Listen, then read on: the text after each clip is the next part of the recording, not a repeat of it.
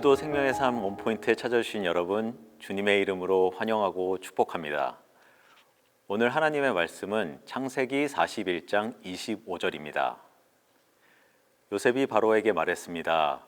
바로의 꿈은 다 같은 것입니다. 하나님께서 이제 하시고자 하는 일을 바로에게 보여주신 것입니다. 오늘 말씀은 이집트 왕 파라오가 너무나 선명하고 섬뜩한 두 개의 꿈을 꾸고 나서 당시 죄수였던 요셉을 불러서 그 꿈들에 대해 설명하는 것으로 시작합니다. 이를 들은 요셉은 단번에 두 꿈들이 모두 같은 것이고 곧 이집트에 일어날 7년의 풍년과 그 뒤에 따라올 7년의 극심한 흉년을 예고하는 것이라 해석합니다.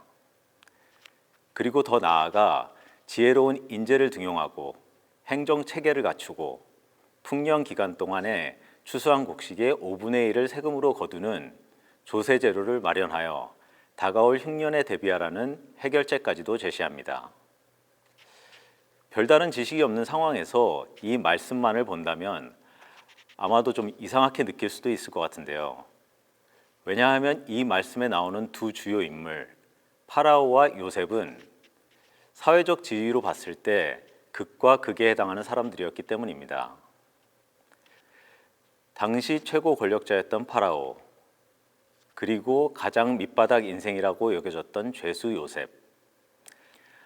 하지만 그런 파라오는 요셉의 조언을 듣고자 불렀고 요셉은 망설임 없이 꿈의 해석뿐만이 아니라 정확한 해결 방법까지도 제시합니다. 요셉의 그 전 인생을 보면 10년의 노예 생활과 3년의 감옥 생활을 했었는데 어떻게 저런 꿈의 해석과 해결책이 바로 나올 수 있었을까요? 그것은 요셉이 하나님 안에서 이미 준비되어 있던 사람이기 때문입니다. 우리는 종종 어려운 고난이 닥쳤을 때 그 상황을 비관하고 불평, 불만을 가지기 마련입니다. 하지만 요셉은 달랐습니다.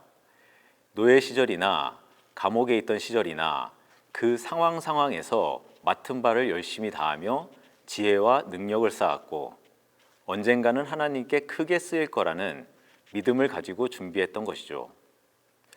그래서 파라오 앞에서 선 요셉의 모습은 절대 권력을 가진 파라오보다도 더 당당하고 큰 사람처럼 비춰지고 있습니다.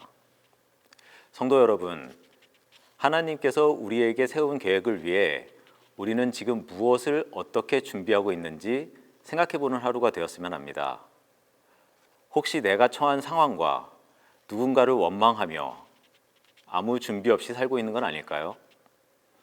우리 삶에 고난이 있는 건 그 과정 속에서 주님의 뜻을 알게 하시고 훈련과 연단을 통해 지혜와 능력을 갖춘 주의 도구로 성장할 수 있는 준비 과정이라고 생각하며 그 상황에서 맡겨진 우리의 임무를 묵묵히 해 나가는 저와 여러분이 됐으면 좋겠습니다.